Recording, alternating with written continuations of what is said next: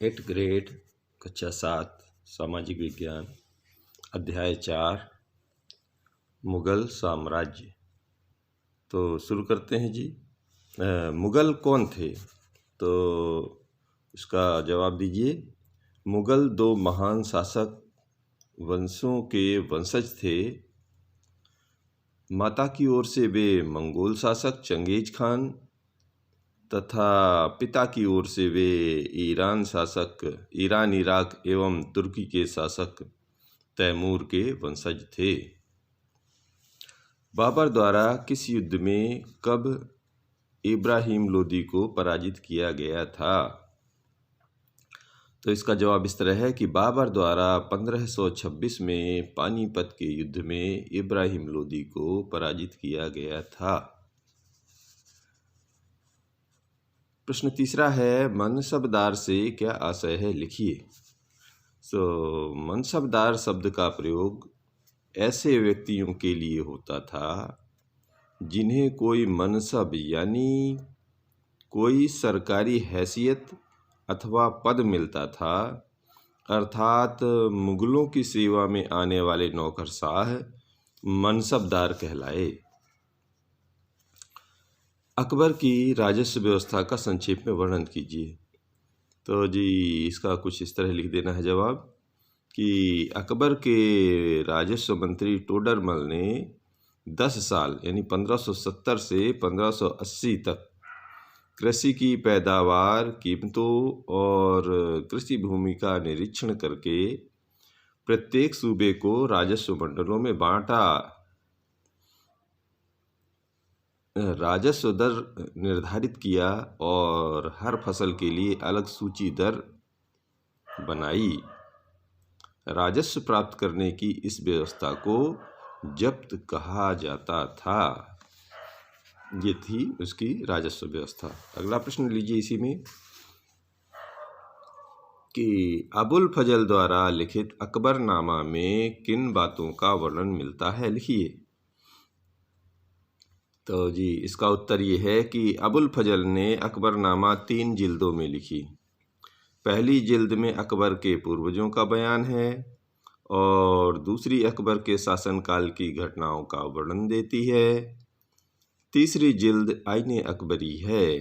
इसमें अकबर के प्रशासन, घराने, सेना, राजस्व और साम्राज्य के भूगोल का ब्यौरा मिलता है।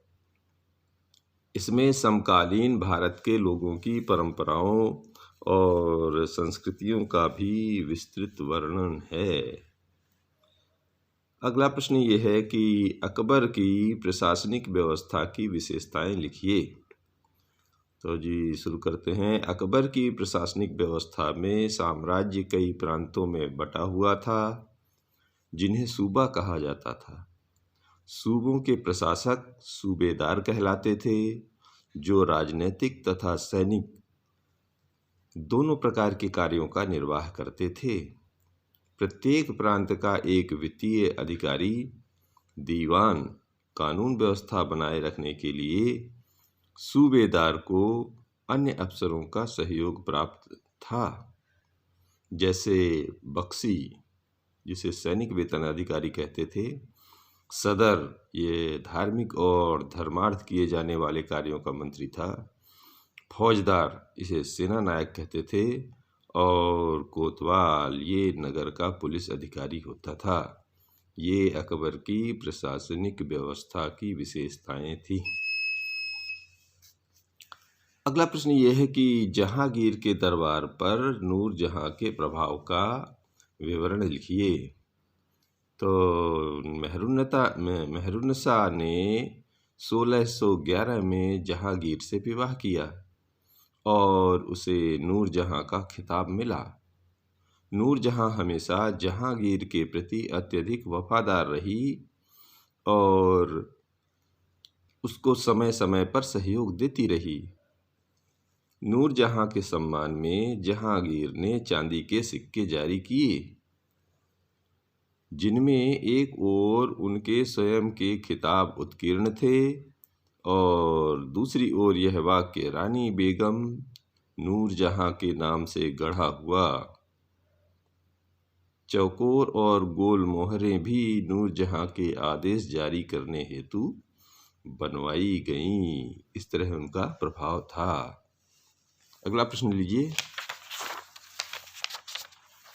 कि अकबर के धर्म संबंधी विचारों को संक्षेप में लिखिए। तो 1570 में अकबर जब फतेहपुर सीकरी में था तो उसने उलेमा, ब्राह्मणों, जेसुइट पादरियों,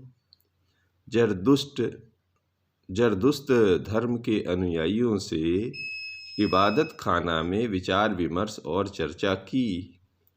इससे अकबर की समझ बनी कि जो विद्वान धार्मिक रीति और मतान्धता पर बल देते हैं वे अक्सर कट्टर होते हैं।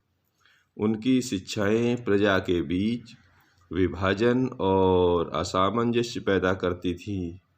ये अनुभव अकबर को सुलह-ए-कुल या सर्वत्र शांति के विचार की ओर ले गए।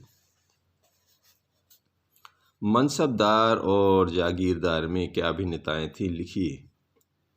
तो मनसबदार क्या थे, जरा लिखते हैं कि मनसबदार वे शासक वर्ग होते थे जिन्हें कोई सरकारी हैसियत अथवा पद मिलता था, अर्थात ये मुगलों के नौकरशाह होते थे। और जागीरदार में लिख दीजिए, ये बड़े किसान या जमींदार होते थे जो अपने इलाके से कर वसूलते थे और मनसबदारों का सहयोग करते थे। अकबर ने किन किन संस्कृत ग्रंथों का फारसी में अनुवाद कराया? तो अकबर ने संस्कृत ग्रंथों में फारसी में अनुवाद हेतु फतेहपुर सीकरी में एक मकबत खाना या अनुवाद ब्यूरो की स्थापना की। यहाँ महाभारत, रामायण, लीलावती और योग विशिष्ट, लीलावती वो गणित की पहली पुस्तक थी, जो उसी लीलावती की बात हो रही, योग वशिष्ठ जैसे कुछ उल्लेखनीय संस्कृत ग्रंथ को अनुवाद कार्य के लिए चुना गया। रज्मनामा महाभारत का फारसी में अनुवाद है। इसमें महाभारत की घटनाओं का विस्तृत चित्रांकन है। धन्यवाद।